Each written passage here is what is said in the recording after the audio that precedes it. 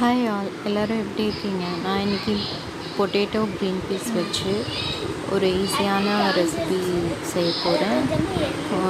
அது எப்படின்னு பார்க்கலாம் வாங்க. ஃபஸ்ட்டு அடுப்பில் பேன் வச்சுக்கலாம். அந்த பேனில் வந்து எண்ணெய் கோகோனட் ஆயில் ஊற்றிருக்கேன். எண்ணெய் காஞ்ச உடனே எண்ணெய் கொஞ்சம் ஹீட் ஆன உடனே நம்ம ஆனியன் வந்து ஆட் பண்ணிக்கலாம்.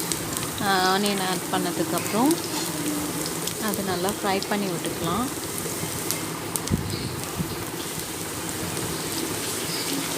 இந்த ரெசிபி வந்து ரொம்ப ஈஸியான ரெசிபி.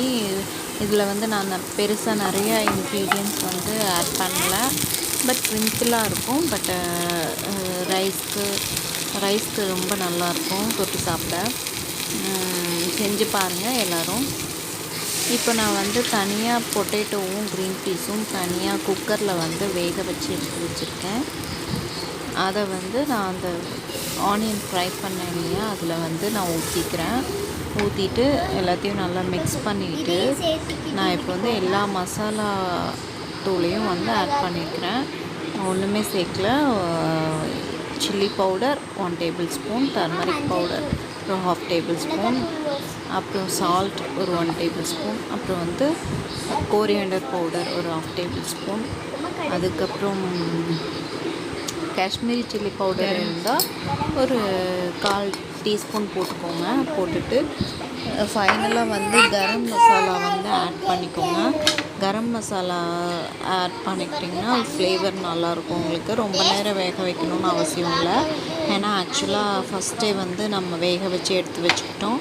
நீங்களும் அதே மாதிரி வேக வச்சுட்டு பண்ணாலும் சரி, வேக வைக்காமல் அப்படியே ஃப்ரெஷ்ஷாக எடுத்து பண்ணாலும் சரி, ரெண்டுமே நல்லா தான் வரும், நல்லாயிருக்கும். ஆனால் ஈஸியான இன்க்ரீடியன்ட்ஸ் தான் வந்து நான் ஆட் பண்ணியிருக்கேன். எல்லோரும் வீட்டில் செஞ்சு பாருங்கள்.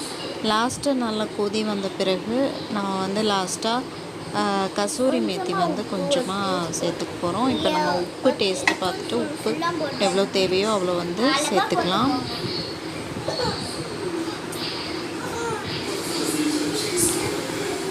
நல்லா கொதி வருது. நல்லா கொதி வந்தோடனே அந்த தண்ணியெல்லாம் வந்து வற்றினதுக்கப்புறம் உங்களுக்கு வந்து கிரேவி பதத்துக்கு வந்துடும். நமக்கு கிரேவியாக வேணும்னாலும் வச்சுக்கலாம். ரொட்டிக்கு, தோசை, இட்லிக்கெலாம் வச்சு சாப்பிட்லாம்.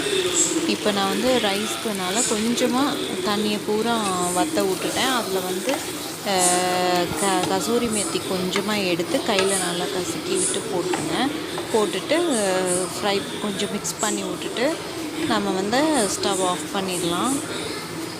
இது வந்து ரொம்ப ஈஸியான ரெசிபி. டக்குன்னு நிமிஷமாக வேக வச்சு எடுத்து இந்த மாதிரி தாளித்து விட்டுலாம், செமையாக இருக்கும். இது வந்து ரைஸ்க்கு ரொம்ப நல்லாயிருக்கும். கிரேவியாக வேணும்னா கொஞ்சம் தண்ணி வந்து ஆட் பண்ணிக்கலாம். நீங்கள் இப்போ புளிப்பு வேணும் உங்களுக்கு பத்தலை அப்படின்னா ட்ரை மேங்கோ பவுடர் இருந்தால் சேர்த்துக்கோங்க. இல்லைன்னா ஒரே ஒரு சின்ன தக்காளி சேர்த்துக்கோங்க, நல்லாயிருக்கும். நான் வந்து டொமேட்டோ ஆட் பண்ணல. எனக்கு இந்த உப்போட புளிப்பு எல்லாமே சேர்ந்து எனக்கு கரெக்டாக இருந்துச்சு. அதனால் வந்து இது ரொம்ப ஈஸியான ரெசிபி. எல்லோரும் செஞ்சு பாருங்கள். இந்த ரெசிபி செஞ்சு பார்த்துட்டு எனக்கு கமெண்ட் பண்ணுங்கள், லைக் பண்ணுங்கள், ஷேர் பண்ணுங்கள், சப்ஸ்கிரைப் பண்ணுங்கள். தேங்க்யூ ஃபார் வாட்சிங்.